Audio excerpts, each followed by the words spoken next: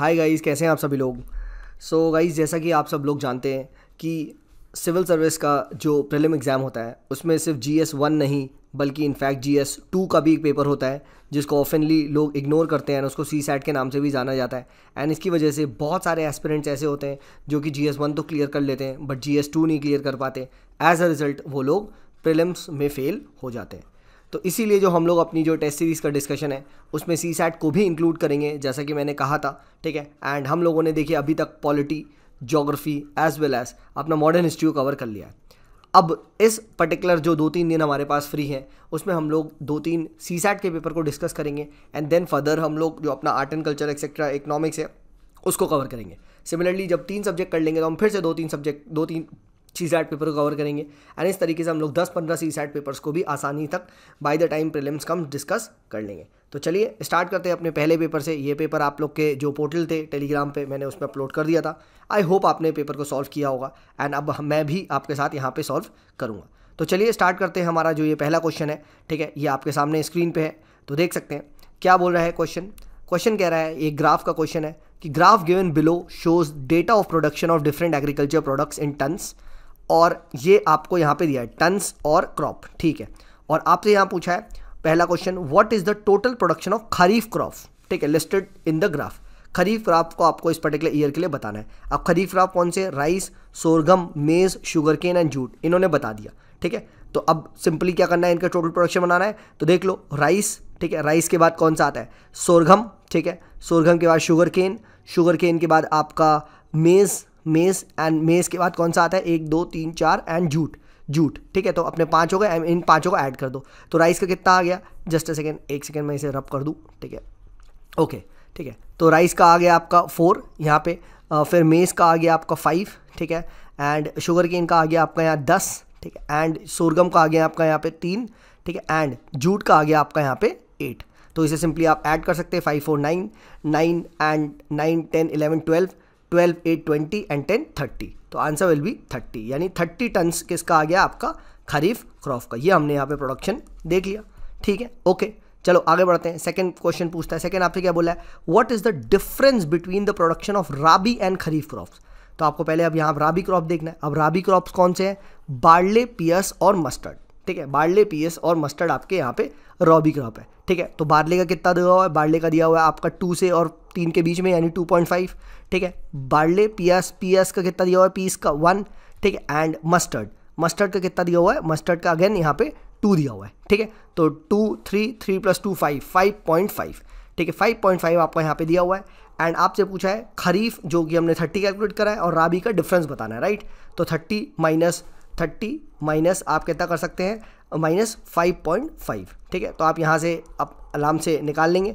ठीक है। तो आपका आ जाएगा 24.5, यानी B is the right answer. ठीक है। तो ये चीज़ ध्यान रखिएगा। एक चीज़ पता है स्टूडेंट यहाँ क्या गलती करते हैं, और वो आप लोगों ने भी, बहुत सारे स्टूडेंट्स ने यहाँ गलती करी होगी। देखो, जब भी इस टाइप का पैरा और हम लोग डेटा वेटा सॉल्व करते हैं तो याद रखना खुद से मत अज्यूम कर लेना। अब बच्चे बहुत स्मार्ट है, बच्चे क्या करेंगे, बच्चे यहाँ पे टोबैको को भी क्या मान लेंगे कि सर कि यहाँ पे खरीफ क्रॉप दिया हुआ है, ये सारे तो बच्चे हुए राबी। ठीक है मेरे भाई, बोला हो जाएगा राबी क्रॉप, यहाँ इन्होंने लिखा नहीं है टोबैको। अगर लिखते तो हम टोबैको लेते, बहुत बच्चे टोबैको को भी जोड़ लेते। ठीक है, और उस हिसाब से एक ऑप्शन उनका आ जाता है। सो फर्स्ट रूल आपने क्या सीखा, never assume on your own. जो भी भैया दिया हुआ है वो दिया हुआ है। सर कल को अगर ये राइस को अगर राबी क्रॉप बोलेंगे तो हमको राबी क्रॉप लेना पड़ेगा। जी हाँ भाई, पैरा बोल रहा है आपको लेना है। स्ट्रिक्टली क्या बोला मैंने, strictly according to the passage. ये चीज़ ध्यान रखना, गिवन ग्राफ बिलो, ये ध्यान रखना। ठीक है, हमेशा वो आपसे बोलेगा based on the graph, not on your own knowledge. ठीक है, not on your own knowledge. तो पहली बात तो ये चीज़ सीखना।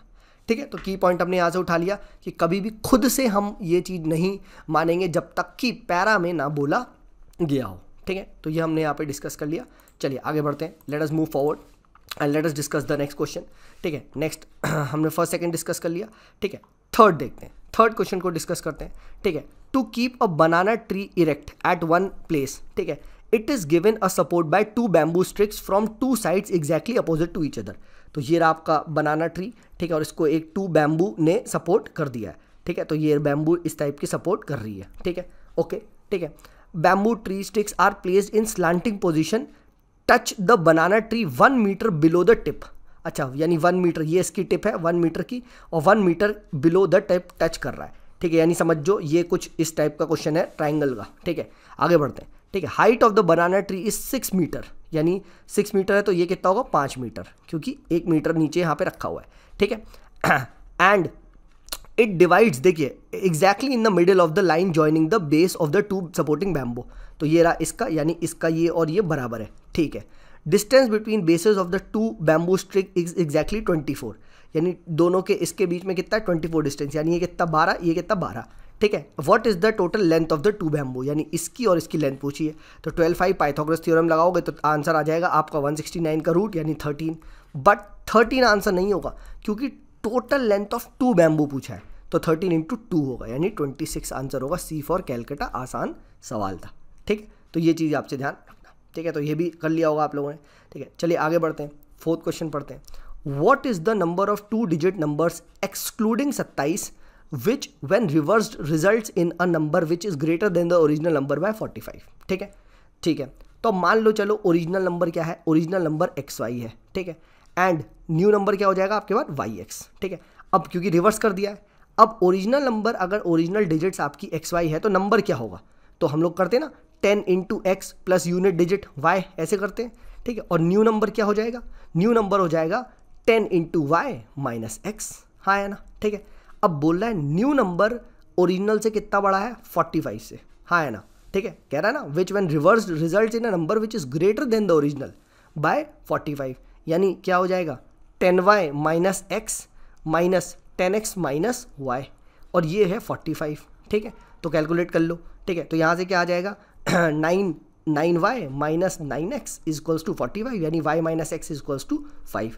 अच्छा, कुछ बच्चे पता है यहाँ कन्फ्यूजन करते हैं, कुछ बच्चे क्या बोलते हैं, क्या करते हैं कि सर ओरिजिनल XY है, ये YX है, तो XY minus YX equals to कर दो 45। सर यहाँ से कॉमन ले लो Y, यहाँ से कॉमन ले लो X, 1 - 1 = 0। मैंने कहा भाई हेलो मैथ्स, हेलो। ठीक है, ऐसा नहीं होता।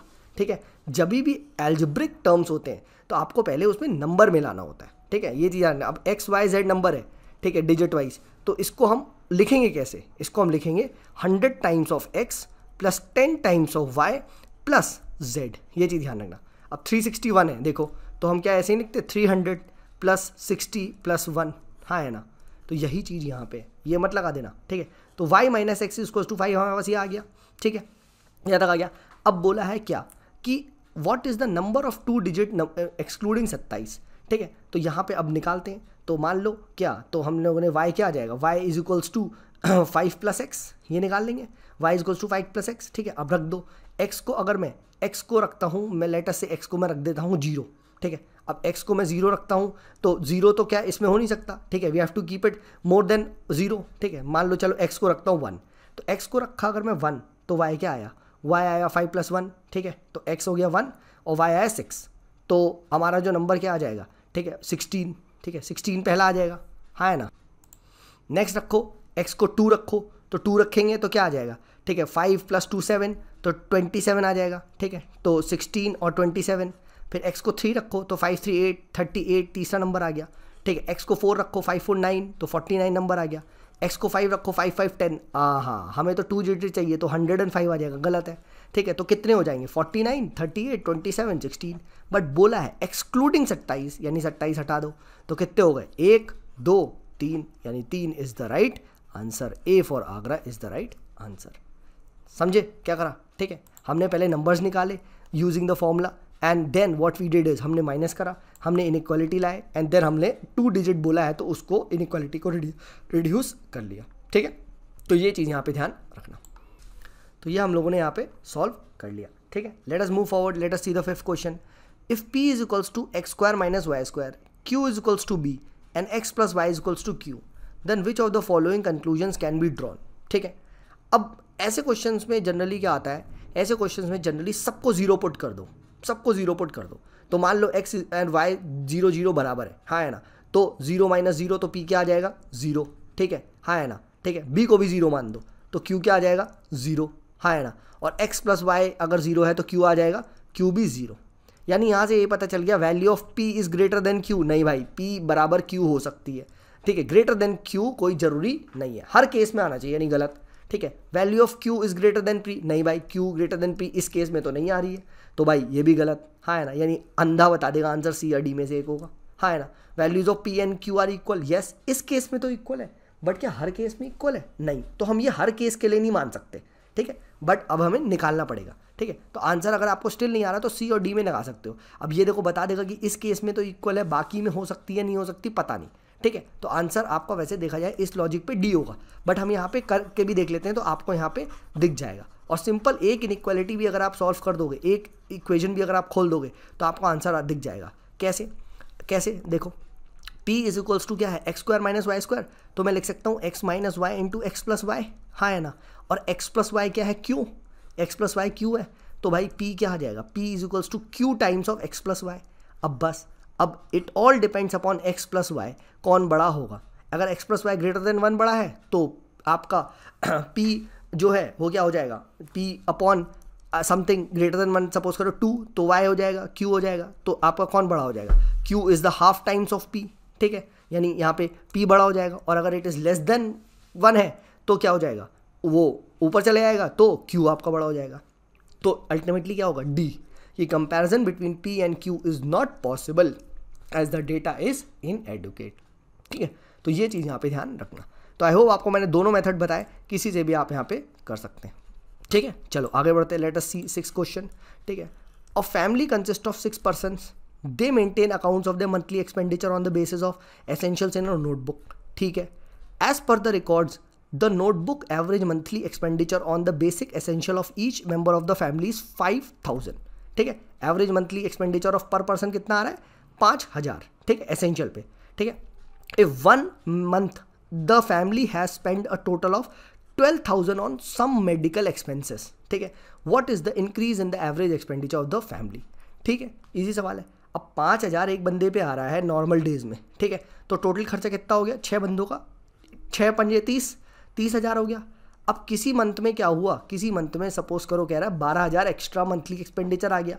ठीक है, तो ये हो गया, तो कितना हो गया, 42,000 उनका टोटल एक्सपेंडिचर हो गया, एंड डिवाइडेड बाय 6, तो अब एवरेज हो गया 6 7 जा 7,000, हाँ है ना। और 7,000 एक्सपेंडिचर है, और पहले था कितना 5,000 एवरेज एक्सपेंडिचर, हाँ है ना, क्योंकि हमसे एवरेज ही तो पूछा है ना, what is the increase in the average expenditure. तो 7 - 5 2,000, answer will be C for Calcutta is the right answer. एक ईजी सवाल था, हाँ है ना, बिल्कुल भाई ईजी सवाल था। ठीक है, ओके आगे बढ़ते हैं, लेट अस मूव फॉरवर्ड। ठीक है, पर has a traditional weighing balance, one of the pans of the weighing balance weighs 100 grams more. ठीक है, and the other weighs 100 grams less. Basically ये थोड़ी लैंग्वेज में प्रॉब्लम है, ये वाले इस टाइप के क्वेश्चन होते हैं जिसमें +100 है एंड -100 है। ठीक है, इसमें क्या होता है, शॉपकीपर खरीदता इससे है जिसमें आपका ज़्यादा गुड्स आए, एंड बेचता इस वाले से। ठीक है, तो ये नायक में जो मूवी में नहीं दिखाते हैं, ठीक है, वही वाला कॉन्सेप्ट है। ठीक है, एंड समझ गए, ये कॉन्सेप्ट है। एंड इसने क्या करा है, ठीक है, और आपको बताना है जब इसने ये यहाँ बोला है, if he sells the good at the listed cost price what is his profit percentage. ठीक है, समझ गए। तो 100 ग्राम ज़्यादा वाले से इसने क्या करा, 100 ग्राम ज़्यादा वाले से इसने वो करा, बेचा। ठीक है, एंड 100 ग्राम कम से इसने खरीदा। ठीक है, 100 ग्राम कम से इसने खरीदा, इस टाइप का इसने करा। ठीक है, तो बेसिकली अगर मैं कहूँ 1 किलो कोई ये गुड्स है, तो 1 किलो गुड्स को अगर ये खरीद रहा है तो एक्चुअली में इसको आ कितना रहा है, 1100। ठीक है, 1100 ग्राम आ रहे हैं। ठीक है, एंड अगर ये बेच रहा है तो कितने में बेच रहा है, ये 1 किलो नहीं बेच रहा है, एक्चुअली में 900 ग्राम आ रहा है।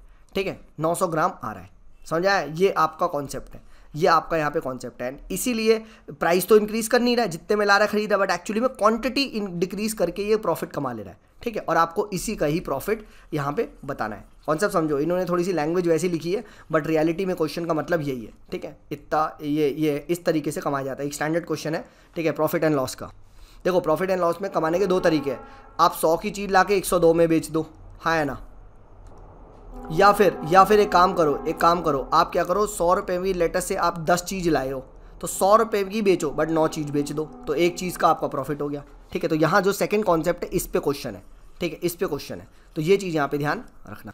जगह थोड़ी यार यहाँ पे कम है। ठीक है, एक काम करो, ये देखो, ठीक है, ये देखिए यहाँ पे देखिए। ठीक है, तो मान लो 110 ग्राम गुड्स ये खरीद रहा है for bile 1 kg of goods मैंने बोला, एंड 900 ग्राम को गुड्स को बेच रहा है 1 kg की जगह। अब तो मान लो यहाँ पे let the weight of the goods purchase by the shopkeeper भी 1100 kg, ठीक है, एंड जो इसके लिए प्राइस उसने भेजा वो x भेजा, ठीक है, समझो, और बेचा कितना, x पे ही बेचा है, बट बेचा एक्चुअली में 900 आप कह सकते हो ग्राम है, ठीक है, 900 ग्राम यहाँ पे उसने बेचा, ठीक है, 900 kg मान लो, चलो ठीक है, इन्होंने kg कराया, तो 900 ग्राम इसने x पे बेचा, ठीक है। तो अब यहाँ पे 900 ग्राम जब बेचा x पे, ठीक है, तो 900 ग्राम हमें अब अगर हमें प्रॉफिट परसेंटेज निकालना है तो क्या होता है, selling price minus cost price, ठीक है। अब सेलिंग प्राइस तो तुमको पता है कि मान लो x पे बेचा है, ठीक है, कॉस्ट प्राइस कितना रहा 900 ग्राम का, ठीक है, एक्चुअली में उसने 900 ग्राम थोड़ी ना खरीदा, उसने तो 1100 ग्राम x पे खरीदा था, हाँ है ना, तो एक का प्राइस कितना होगा x अपॉन 1100, हाँ है ना, और 900 का कितना होगा, 900 से मल्टीप्लाई कर लो, यानी एक्चुअली में 9x/11 ये उसका कॉस्ट प्राइस पड़ा 900 ग्राम को बेचने के लिए, ठीक है, एंड सेलिंग प्राइस था x, तो प्रॉफिट क्या हो जाएगा, x माइनस 9x/11 यानी 2x/11, एंड प्रॉफिट परसेंटेज क्या होगा, प्रॉफिट अपॉन CP, और CP कितना है, CP अब हम लोगों ने कैलकुलेट करा है 9x/11, तो ये देखो इंटू 100 यानी 200/9, that is B is the right answer, ठीक है, ये चीज़ यहाँ पे ध्यान रखना। तो इस तरीके से यहाँ पे ये क्वेश्चंस को करते हैं। जितना उसने सेल किया, याद रखना, जितना उसने सेल किया, एक्चुअली में सेल उसने 900 ग्राम करा है, ठीक है, तो 900 का ही आपको कॉस्ट प्राइस निकालना है, क्योंकि अगर प्रॉफिट कमाना है, प्रॉफिट कैलकुलेट करना है, तो सेम क्वांटिटी पे ही प्रॉफिट कैलकुलेट करते हैं। कुछ बच्चे क्या करते हैं 1100 का पे तो वो कॉस्ट प्राइस लगाते हैं, सेलिंग प्राइस वो 900 का लगाते हैं, तो उसकी वजह से गलत हो जाता है, ठीक है, तो ये चीज़ ध्यान रखना, ये कॉन्सेप्ट है इसका, ठीक है। आगे बढ़ते हैं, लेट अस मूव फॉरवर्ड, ठीक है। Next, to fight a certain disease Geeta is advise to a certain amount of protein intake in a diet which she has to take in 6 different meals spread across the day, ठीक है। अब आपसे यहाँ पे ये पूछा है ग्राफ बताना है, which of the following graph represents the meal and vertical axis reflects the protein intake pattern, ठीक है, तो देखते हैं, ठीक है। तो for the first 2 meals her protein intake is same, यानी कुछ इस टाइप का कॉन्स्टेंट ग्राफ होगा, हाँ है ना, ठीक है, protein intake is, and then for the next 2 protein take is decrease but is same for the 2 meals, इससे कम है यानी इस टाइप का कुछ डिक्रीज है बट सेम होगा, ठीक है। अब देखो, ये देखो यहाँ पे तो फर्स्ट 2 मील्स के लिए इंक्रीज बता रहा है, गलत जवाब, सेम आना चाहिए, ये देखो इंक्रीज बता रहा है, गलत जवाब, ठीक है, ये देखो डी तो ये इंक्रीज ही होते आ रहा है, गलत जवाब, सी मिल गया ना, देखो सेम है, फिर डिक्रीज सेम है, फिर इंक्रीज सेम है, देखा, तो इजी सवाल था, डायरेक्ट सवाल था, ठीक है, लग रहा था इतना बड़ा बट एक्चुअली में इजी था। एंड देखो, and for the last 2 meals protein take is similar to the first 2 meals, यानी फर्स्ट 2 मील्स जो आपकी ये थी इसका ही लास्ट 2 मील्स में सिमिलर है, तो इजी सवाल सी, ठीक है। तो ऐसे सवाल देखो लॉलीपॉप होते हैं, ऐसे सवाल गलत नहीं होने चाहिए, ठीक है। अब पढ़ते कॉम्प्रिहेंशन, ठीक है, डायरेक्शंस फॉर द 7 आइटम्स, ठीक है। एंड देखो सबसे बड़ा जो डायरेक्शन यहाँ पे दिया हुआ है क्या, your answers to these items should be based on the passage only, खुद से इंटरप्रेट कुछ भी नहीं करना है, ठीक है, प्लीज रिमेंबर दिस। चलो आगे पढ़ते हैं। और हाँ, ऐसे क्वेश्चंस को पढ़ने से पहले हमेशा याद रखो, कॉम्प्रिहेंशन की एक ट्रिक होती है, पहले क्वेश्चन पढ़ लो, ठीक है। तो पैसेज ये दिया हुआ है एंड जल्दी से नीचे आओ, देखो क्या है कि on the basis of the above following assumptions have been made, assumption बताना है आपको, ठीक है, ठीक है। चलो, और एक क्वेश्चन है छोटा सा ही है, तो जल्दी से पैसेज पढ़ते हैं, समझते हैं क्या है, ठीक है। The prospect of US Taliban signing of agreement of bringing peace, अच्छा एक चीज़ ध्यान रखना, तेज से पैसेज पढ़ना, तेज पैसेज पढ़ोगे तो आपको पता चल जाएगा क्या बोल रहा है, ठीक है। The prospect of US and Taliban signing agreement of bringing peace should worry New Delhi for 2 interrelated reasons. 1. India has a major stake in the stability of Afghanistan. However tenuous it may be, as it has invested considerable resource in the country's development. ठीक है, ज़्यादा हम लोग वहाँ पे बहुत पैसा खर्च कर चुके हैं, तो ये दिक्कत है। Second, India has a major stake in the continuation in power of the present dispensation, which is considered as a strategic asset vis-a-vis Pakistan. ये पाकिस्तान वाला एंगल है, क्यों, क्योंकि भाई तालिबान एंड पाकिस्तान की बनती है, ठीक है, काफ़ी बार हम लोग PSIR में भी डिस्कस कर चुके हैं, ठीक है। और देख भी लो, an increase in political and military role of Taliban with the expansion of its territorial control should be of great concern to India, since Taliban is widely a protege of Islamabad, Pakistan का है, therefore any celebration in new Delhi will be highly misplaced, ठीक है। आगे पढ़ते हैं, तो पढ़ते हैं, on the basis of the above passage following assumptions have been made, and कौन सा वैलिड है बताना है। तो after the agreement there will not be a single American soldier on the soil of Afghanistan. अब भाई कहाँ लिखा है यहाँ पे कि सारे सोल्जर चले जाएंगे, या सोल्जर वोल्जर की तो कुछ बात ही नहीं करिए, हाँ है ना, तो दिमाग मत लगाना, बच्चे अपने आप दिमाग लगाते हैं, हाँ सर ये तो हो गई ना, भाई क्या पता US तालिबान की जो पीस डील हुई है उसमें कुछ और बात की हुई हो, इस पैराग्राफ में तो नहीं लिखा ना, again should be based on this only, ठीक है, यानी फर्स्ट गलत, ठीक है, okay. And diplomacy owing to its ever evolving nature never presents an opportunity to celebrate. ये क्या बात हुई, यहाँ लिखा है therefore any celebration in new Delhi will be highly misplaced, ठीक है, बट इसका मतलब ये तो ही ना नेवर, कभी अपॉर्चुनिटी ही नहीं आएगी, ठीक है। ये तो बहुत एक्सट्रीम स्टेटमेंट हो, कहीं लिखा है यहाँ कि कभी इंडिया को कुछ होगा ही नहीं, हाँ है ना, कि ये चीज़ है। एंड डिप्लोमेसी एक जनरल बात की जा रही है।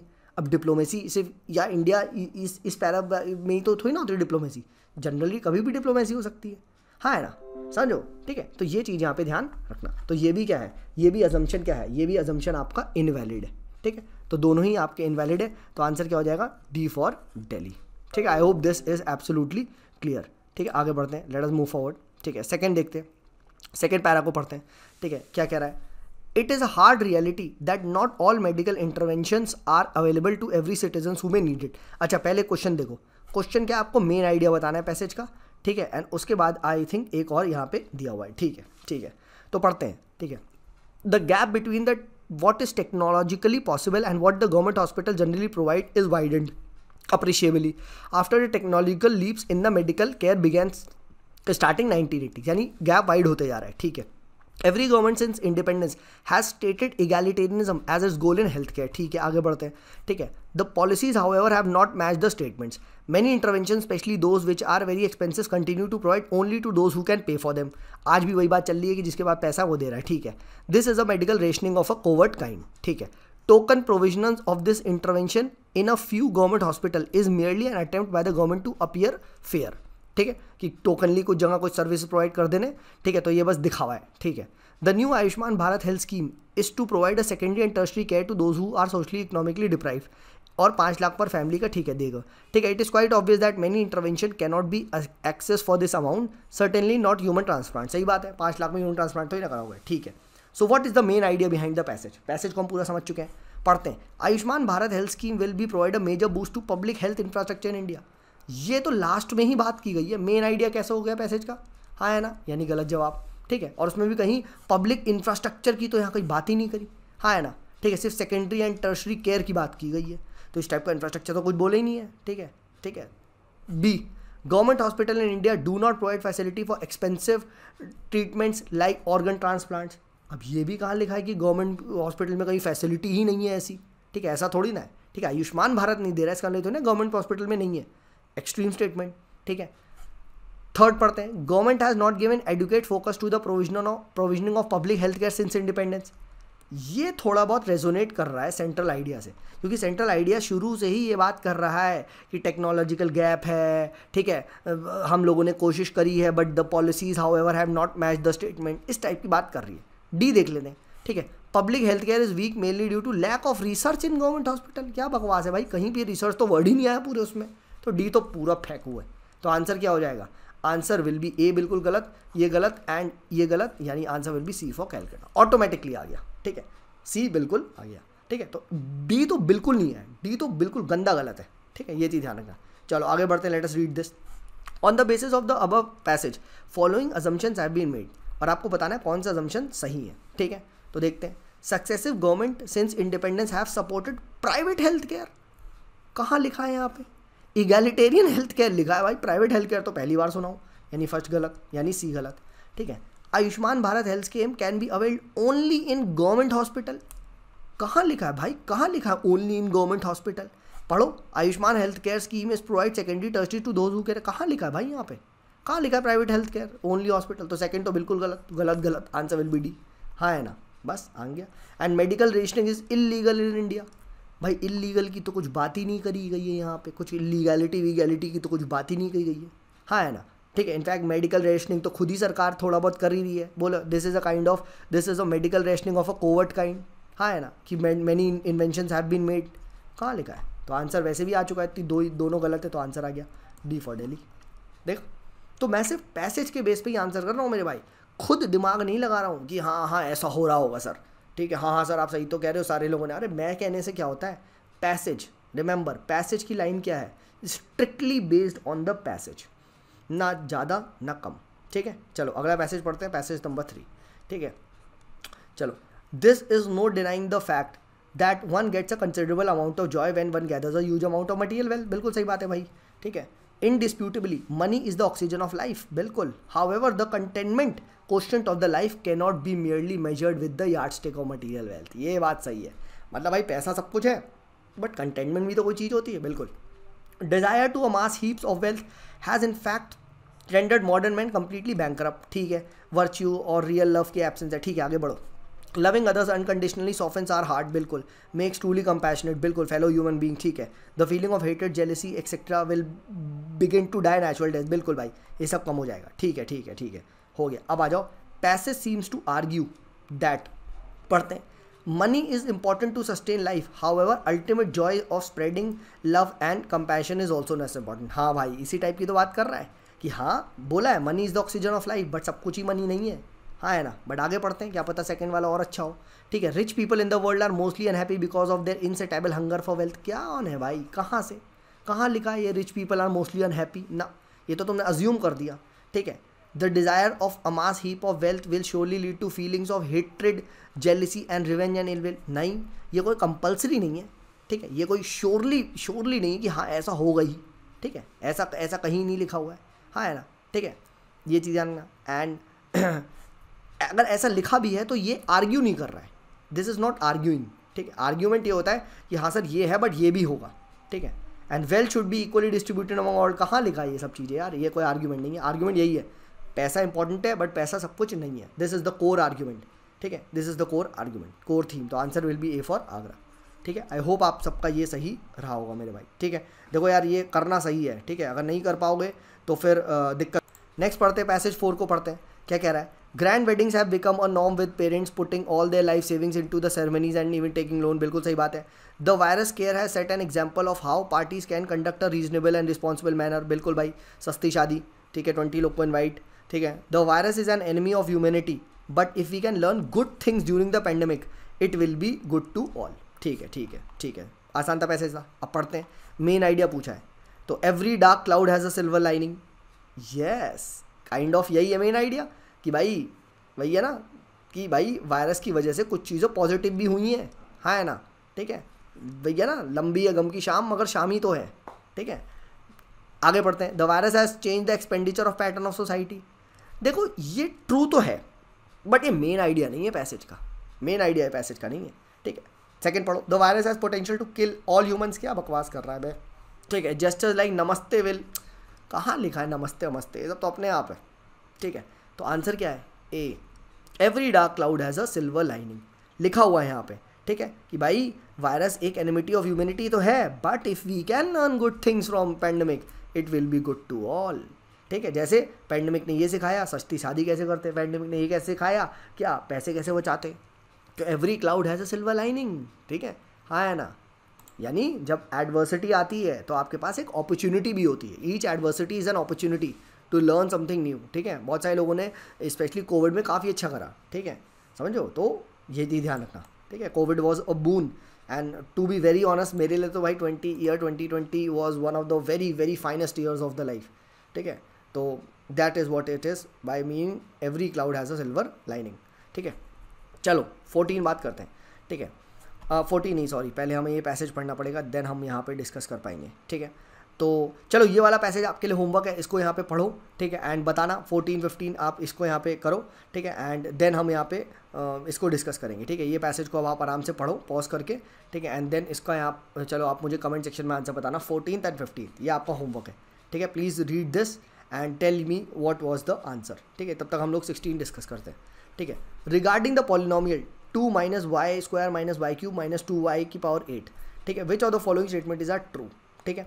तो -1 is a zero of the given polynomial. तो पुट कर लो 2 - 1 का स्क्वायर +1 -1 +1 -2y8. ठीक है. और ये क्या आ जाएगा 2. तो देख लो 2 से 2 ये से ये कट ऑफ यानी yes it is a zero. ठीक है. And degree of polynomial is 8. Yes तो हाईएस्ट पावर 8 होती है तो बोथ आर राइट यानी सी फॉर कैलकाटा.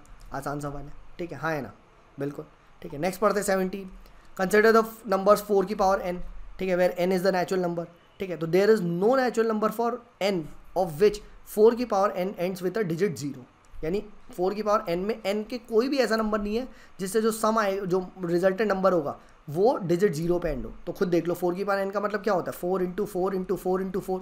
अब जितनी बार भी मल्टीप्लाई करते जाओ 4 × 4 = 16 आएगा. तो 16 4 64 आएगा, फिर 4 का ये मल्टीप्लाई होगा 4 से तो फिर से 16 आएगा, फिर 6 4 64 आएगा, यानी 4 6 4 4 इसी से एंड हो रहा है, कभी भी 0 से नहीं एंड हो रहा, हाँ है ना, यानी ये भाई सही है, हाँ है ना। The only prime in the factorization of 4 की पावर n इज 2। अब देख लो 4 की पावर n को कुछ भी मान लो 4 × 4 × 4 × 4 चलते रहेगा। अब यहाँ पे कभी भी देख लो एक ही प्राइम नंबर आपको दिख रहा है वो 2 है, जब इसको मैं तोड़ दूँ 2 × 2 2 × 2 2 × 2 और कोई प्राइम नंबर यहाँ पे दिख रहा है आपको 3 5 कुछ, और मल्टीप्लाई भी कर लो 4 × 4 16 वो भी नॉन प्राइम है, 16 × 4 64 वो भी नॉन प्राइम है, तो कोई भी प्राइम नहीं है।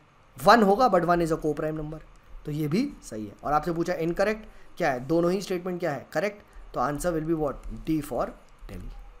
ठीक है, समझो इजी था। ठीक है, नेक्स्ट एग्जामिन द आपको फिगर दी हुई है और आपको बताना है कौन से फिगर में ये है। ठीक है, तो इस टाइप की फिगर है। ठीक है, एंड ये फिगर जो आपको दिखाई दे रही है इसमें नहीं दिखाई दे रही है। ठीक है, इसमें ये देखो ये आपको यहाँ फिगर दिखाई दे रही है, तो B is the right answer. ठीक है, यहाँ भी नहीं दिखाई दे रही है, यहाँ भी नहीं दिखाई दे रही है। ठीक है, ईजी सवाल था, ऐसे सवाल गलत नहीं होने चाहिए। ठीक है, नेक्स्ट डिस्कस करते हैं। 19 सवाल है, 19 सवाल को डिस्कस करते हैं। क्या बोल रहा है?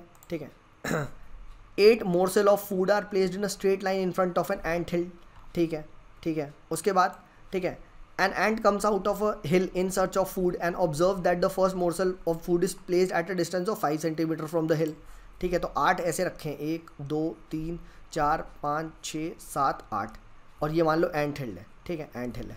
ठीक है, an ant comes out of in search of food and observe that the first morsel of food is kept at a distance of 5 centimetre, 5 मान लो। ठीक है, the next 4 morsels are placed at a distance of 4 centimetre from previous morsel of food. तो ये है 4, ये है 4, ये है 4, ये है 4, 4 4 में है। ठीक है, and thereafter they are placed at a gap of 3 each, यानी 3 3 3। ठीक है, and every time the ant has to carry only 1 morsel, यानी पहले आएगी चींटी अपने घर से निकलेगी, 5 का लेके वापस चली आएगी, फिर 9 कवर करके वापस चली आएगी, ऐसे जाएगी। What is the total distance travelled in collecting 8 morsel? आसान सवाल है। तो पहले क्या होगा, 5 आना 5 जाना, यानी 10। ठीक है, फिर होगा 5 4 9 को लेने आएगी, यानी 9 × 9 9 × 2 18, फिर कितना होगा 5 4 9 4 13, पर आना जाना 26, प्लस फिर 5 4 9 अच्छा यहाँ 13 हो गया था, 13 4 17, पर 17 को वापस जाना है, तो क्या 34, हाँ है ना। ठीक है, 17 2 34। ठीक है, देन 17 4 74 21 प्लस इंटू 2 तो 42। इस टाइप से आप कैलकुलेट करते जाओ एंड सारा जोड़ लेना। ठीक है, और आंसर इन चारों में से कैलकुलेट करके लगा देना। ठीक है, यही तो है, इजी सवाल तो है। ठीक है, तो ये चीज़ ध्यान रखना। ठीक है, तो कौन सा क्वेश्चन था ये? आई थिंक 19 क्वेश्चन था, राइट। ठीक है, 19 क्वेश्चन शायद कैसे कराए सॉल्व, हाँ यही कराए देखो 10 सेंटीमीटर, देन 5 4 9 18, फिर 26, फिर 34, फिर 42 80, और जोड़ लो तो answer will B 292। Simple maths का सवाल है। ठीक है, थोड़ा सा टाइम टेकिंग है बट यही तरीका है। ठीक है, नेक्स्ट डिस्कस करते हैं आज का लास्ट क्वेश्चन 20th। ठीक है, a piece of paper is folded and punched as shown in the figure given below, on unfolding it would resemble which of the option. ठीक है, तो अब देखो पहले इस पेपर को ऐसे बंद किया है, ऐसे। ठीक है, यानी ये पेपर कुछ इस टाइप का बना होगा। ठीक है, इस टाइप का बना होगा, एंड देन इसको बंद कर दिया, ये उठा के ऐसे कर दिया। ठीक है, और ये और देन पंच करा है। अब देखो ये वाला खुलेगा तो एक इस टाइप का खुलेगा, ऐसे ऐसे खुलेगा, यानी एक इधर को ऐसे आएगा, ऑब्वियस सी बात है। एक यहाँ पे जब खुलेगा तो ये तो ऐसे दिया हुआ है, तो भाई ऐसा तो खुलेगा। अब ऐसा किस में है, देखो एक तो ये दिखना चाहिए, तो इसमें नहीं दिख रहा तो ये हटाओ, इसमें दिख रहा है हो सकता है, इसमें दिख रहा है हो सकता है, इसमें ऐसा तो नहीं है भाई, ऐसा दिखना चाहिए था, तो ये भी गलत है। यानी आंसर क्या होगा, बी होगा या फिर सी होगा, हाँ है ना, समझो ना। ठीक है, उसके बाद आओ, अब जब ये पेपर ऐसे खुलेगा तो यहाँ तो इसके भी तो ऐसे आएंगे, हाँ है ना, इसके भी तो इस टाइप के ऐसे आएंगे। ठीक है, यानी एक इधर की ओर ऐसा होगा, एक इधर की ओर ऐसा होगा। अब ये किसमें दिख रहा है मेरे भाई, ये तो दोनों ही अंदर की ओर दिखा रहे हैं, दोनों ही अंदर की ओर दिखा रहे हैं। देखो दोनों की अंदर की ओर तो नहीं है, तो ये भी answer will be B for Bombay, हाँ है ना। ठीक है, थोड़ा सा इमेजिन यूज़ करना है और आंसर आपका आ जाएगा। ठीक है, प्लीज़ रिमेंबर दिस, ये आपका आसान क्वेश्चन था। ठीक है, एंड ये आपको बताना है। एंड उसके बाद जो 5th है, ठीक है, पैसेज 5th, ये आपका होमवर्क है, मुझे कमेंट सेक्शन में बताओ कितना हो रहा है। ठीक है, नेक्स्ट डिस्कशन में we will be continuing it from 20 से ऊपर हम लोग यहाँ पे डिस्कस करेंगे। ठीक है, तो चलिए आज के लिए इतना ही रखते हैं, मिलते हैं आपसे अगली वीडियो में। ऐसे ही हम सारे डिस्कस कर लेंगे, डोंट वरी अबाउट दैट। ठीक है, डोंट वरी अबाउट दैट, इसको हम पूरा डिस्कस करेंगे। ठीक है, अब इस टाइप का क्वेश्चन भी देख लो, ये 25 वाला चलो डिस्कस कर देता हूँ। ठीक है, consider the following matrix with 1 empty block in the lower right corner, और आपको बताना है which of the following figures could fit in the empty block.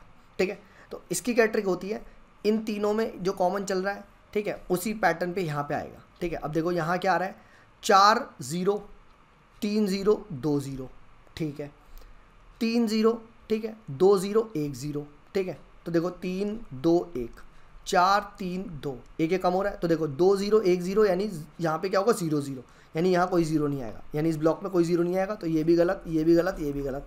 Answer क्या हो जाएगा, ए for Agra.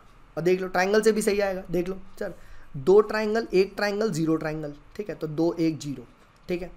3 triangle 2 triangle 1 triangle 3 2 1, तो यहाँ क्या होगा 4 ट्राइंगल 3 ट्राइंगल 2 ट्राइंगल 4 3 2, देख लो 4 3 2, 2 ट्राइंगल्स यही है, आंसर विल बी ए। देख रहे हो, आसान सवाल था, ठीक है। तो इस टाइप से ये क्वेश्चंस को भी किया जा सकता है, ठीक है। और ऐसे भी चाहो तो देखा जा सकता है, 4 0 3 0 2 0, ठीक है, 2 0 1 0 0 0, तो ऐसे भी देखा जा सकता है। कुछ टाइप का ये बनाया हुआ, ठीक है, try to see the pattern, ठीक है। तो ये चीज़ ध्यान रखना, तो ये भी हमने यहाँ पर डिस्कस कर लिया। चलिए मिलते हैं आप लोगों से अगली वीडियो में, टिल देन बाय बाय।